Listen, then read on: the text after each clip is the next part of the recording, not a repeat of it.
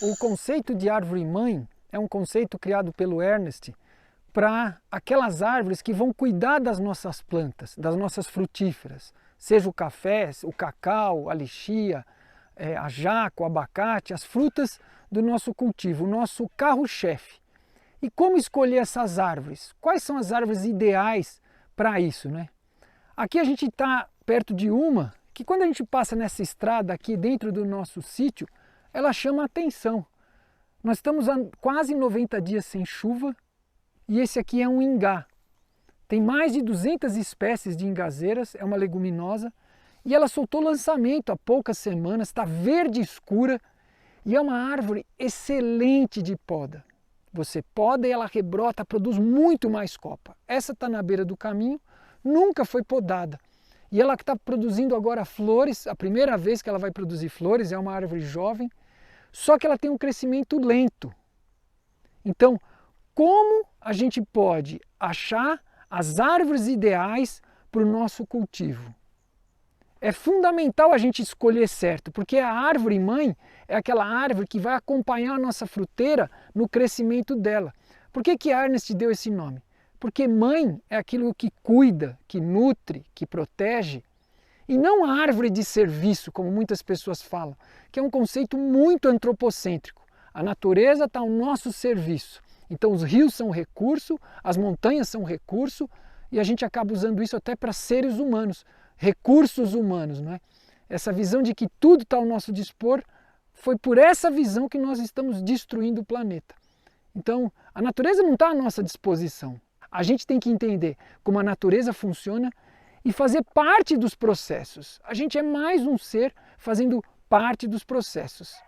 E quando a gente poda uma árvore, a gente está simplesmente fazendo cócegas na natureza, persuadindo ela para produzir mais alimento. É uma visão muito melhor do que você falar que isso aqui é uma árvore de serviço. Não, isso pode ser uma árvore mãe para o nosso café.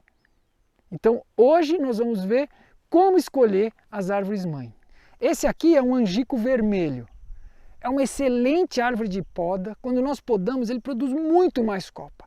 É uma secundária 1, ele não vive muito tempo, ele não vive mais que 30, 40 anos, né? Mas ele pode ser a árvore inicial que vai criar o nosso jatobá, que está aqui embaixo, por exemplo. Esse aqui tem um ninho aqui de jatobás que nós plantamos, e o jatobá no futuro pode criar uma outra árvore frutífera. Então, a árvore mãe ela tem que crescer rápido, mas ela tem que viver muito tempo também. E ela tem que ser boa de poda. Então, para nós podemos escolher o angico. Mas se você plantar uma árvore que vive pouco, e aí você tem uma fruteira, por exemplo, vamos dizer que aqui eu tivesse uma lixia, um cacau, um café, e essa árvore aqui, o angico, com 30 anos morre, vai abrir um espaço enorme, porque aqui embaixo desse angico caberia vários pés de café, e eles vão ficar sem a mãe no auge da produção. Então a gente tem que ter alguém que substitua o angico, que podia ser aquele ingá, que vai viver mais que esse angico, ou que pode ser um cajamirim. Então a gente tem que ver sempre no espaço temporal. A gente vai ter aquela planta quando a minha fruteira vai estar no auge de produção. Se eu não tenho, por isso que a gente faz a sucessão natural. A gente acelera. Então eu podo esse angico, alimento o jatobá, alimento os cafés, ele rebrota com força, o meu jatobá cresce, o meu ingá cresce, e eles vão continuar essa sequência. Por isso que tem que ser árvores que crescem rápido no início, porque a gente saiu da placenta 1, entrou na placenta 2, saiu da placenta 2 com 2 anos, o angico aqui não vai estar ainda, na nossa condição aqui, ele não suporta a poda. Então nós temos que ter, além do angico, nós temos que ter um eucalipto. Quando a gente fala no eucalipto, aqui está um bom exemplo. Ó. Aqui nós temos um abacateiro, que é a nossa árvore frutífera, e aqui um eucalipto podado a 2,5 metros. Nesse momento, ele está sendo a árvore mãe, é o emergente que está cuidando do nosso abacate, que é extrato alto. Mas não tem um futuro. Se não tiver uma planta que vive mais que o eucalipto, ele vai ficar por muitos e muitos anos criando o nosso abacate. Conforme o abacate cresce, eu vou deixar subir um pouco mais a copa do eucalipto, ele vai ficar como emergente e o abacateiro como extrato alto. Lá na frente nós plantamos aqui no meio outra linha, São as árvores muito pequenas ainda, então aqui tem cajamirim, mogno africano, ipê roxo, babosa branca, que também vai produzir biomassa para alimentar a linha de frutíferas. E quando a gente fala de árvore-mãe que salta aos olhos, tem muitos lugares no Brasil, como Pernambuco, Ceará, que as mangas crescem muito bem. Então você pode ver essa linha aqui para nós, ó, o que salta aos olhos aqui é manga. A gente podia usar a manga como árvore-mãe. Se na sua região a manga cresce muito bem, a manga é boa de poda, enfim, a família Anacardiácea, né? Manga, cajamirim, aroeira salsa. E falando da aroeira salsa, nós temos aqui, ó, estamos usando ela como árvore-mãe, de um tutor vivo para uva. Nós plantamos aqui o pé de uva ali no pé, está novo ainda, e plantamos uma pitaia também. E isso aqui é uma aroeira salsa, da família da Anacardiácea, família da manga, muito boa de poda. Ela vai ser não só a árvore-mãe, não é? Ela vai ser a árvore-mãe pode ser da pitaia, pode ser da uva. Quando chegar o início das chuvas, fazendo uma poda drástica aqui, ela vai ficar com essa copa em formato de taça, a uva sobe nela, ou a pitaia, e se debruça nesses galhos. Nós criamos assim um ninho para sustentar a pitaia, né? Como se fosse o pneu, aquele que você põe um tronco morto. Não, esse tronco cresce e você mantém ele podado, maravilhoso. Então toda vez que poda, a planta produz o esguicho de exudatos e todo esse material aduba o sistema. Mas ela não está sozinha, é o extrato alto, nós temos que ter o emergente, os médios. Aqui nós podemos plantar, e vamos fazer isso, linhas de margaridão, bem adubado no nosso caso, porque a terra é muito fraca para alimentar as linhas de árvore. Então, esse é o conceito de árvore-mãe, a árvore que nutre, que cuida, que guia e protege os nossos cultivos. Nessa linha aqui nós temos várias candidatas à árvore-mãe. Então qual que é o primeiro critério? É aquilo que chama a sua atenção. Você está andando numa região e aquelas árvores chamam a sua atenção, assim, nossa, ela está verde, com muita copa, no meio da seca, então está chamando a sua atenção. Mas isso não basta, é o primeiro sinal que aquela pode ser uma candidata. Então a gente tem aqui, por exemplo, o mulungu. Essa é uma árvore-mãe excelente, cresce rápido, perde as folhas, é excelente de poda. Esse mulungu mesmo, ó, primeira poda foi aqui, segunda, terceira poda ali, agora vai sofrer a quarta poda. E as árvores aqui estão crescendo, os barus, os cajus. Olha quem ele está criando aqui, ó, esse mulungu. Está criando aqui 2 pés de caju. Esse aqui é um caju. Provavelmente é caju não do Cerrado, caju do Nordeste. Está criando um baru aqui, ó. Está criando esse baru de crescimento lento. Está criando esse ipê roxo. E aí nós temos outra aqui, ó. Esse é de crescimento lento, mas é bom de poda, um mojoleiro. E seguindo nessa ordem aqui, nós temos um pau-jacaré. Vive pouco também, mas é uma árvore excelente de poda. Olha só, nós podamos ele o ano passado. Olha como ele explodiu aqui, ó. Vocês podem ver o local da poda aqui, ó. Ele não tem espinho, não. Ele só tem essas alas aqui assim na folha, imitando um casco de jacaré, por isso que chama pau-jacaré. Podamos aqui, ó. Olha o tanto que ele produziu de massa. Podamos aqui.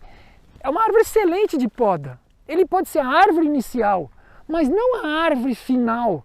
Ele vai estar dentro da sucessão. Então ele cria o nosso caju, cria a nossa laranja, mas ele cria também o ipê, que vai ser a árvore de poda no futuro. Ele cria o baru, que também é bom de poda. Então ele está criando outras árvores, que ele vai sair logo. Com a poda, daqui a pouco esse baru substitui ele e o pau-jacaré se despede. Nesse outro contexto, nós temos aqui, ó, um baru super bonito, castanha do Cerrado, e uma manga, todos plantados de semente. Então eu posso ver, conforme vai o desenvolvimento, eles estão plantados a 50 centímetros um do outro. E isso as pessoas falam muito, ah não, se você plantar uma semente perto da outra vai ter competição. Eles estão a 60 centímetros, 50 centímetros, tem competição. A manga aqui, nós estamos há quase 90 dias sem chuva, o baru está bonito, a manga está bonito. Conforme isso vai se desenvolvendo, se essa aqui for uma manga de qualidade, eu posso decidir que esse baru vai ser a árvore mãe dessa manga. Então eu começo a podar, é uma árvore boa de poda o baru, extrato alto aí para emergente. Então nesse contexto eu posso decidir pela manga. Se não for uma manga boa, que daqui a pouco ela vai começar a produzir, eu posso decidir então que essa manga alimenta o baru. Então vai ser um extrato médio-alto alimentando o extrato alto para emergente. Então é muito flexível porque nós plantamos em alta densidade. Aí a gente tem liberdade. Como a gente vem nesse outro pedaço aqui, nós temos aqui esse baru que está super bonito perto de uma Erythrina molongu, que nós já escolhemos ela como árvore mãe. Ela pode criar café, pode criar cacau. E tem outro baru aqui, ó. Então ela está criando esse baru e criando esse. Mas esses barus, quando eles estiverem grossos, com 20, 30 centímetros, eu vou ter que escolher. Parece que o candidato vai ser esse. Então no começo, quem produziu biomassa? Não foi esse mulungu. Foi as árvores que nós plantamos, o açapeixe. Essa lobeira eu já podei no osso várias vezes, ó. Podamos no pé, você pode olhar aqui, ó. Nós podamos aqui no osso, aqui, podamos no chão essa lobeira. E ela rebrotou. Então a gente poda de novo e vai alimentando. E agora a Erythrina nós já podamos uma vez e vai ser podada de novo. É uma árvore excelente, perde as folhas no inverno. Ela é a árvore mãe desse baru. No caso da Erythrina molongu, ela cresce em terra fraca, perde as folhas como alto para emergente. Então se a gente poda ela em abril, maio, ela rebrota e muitas vezes atravessa a seca com folhas. Então é excelente, cresce rápido, aceita a poda, então, e vive muito tempo. Talvez ela seja uma secundária 2, excelente para criar as nossas fruteiras. Então esse é o critério, a gente tem que conhecer. O primeiro passo, você viu uma árvore que te salta aos olhos, não conhece. Identifica ela, ou por apps de identificação, ou com botânicos, em alguma universidade que você vá, identifica a planta. Aí pesquisa sobre ela na internet, pesquisa sobre ela na bibliografia. E depois você mesmo poda, vê como é que ela reage à poda. Se ela perde as folhas ou se ela é boa de poda. E aí você vai construindo uma lista de árvores mães para a sua região, que cresce em terras degradadas, cresce rápido, vive muito e aceita rebrota. São características fundamentais para uma árvore mãe.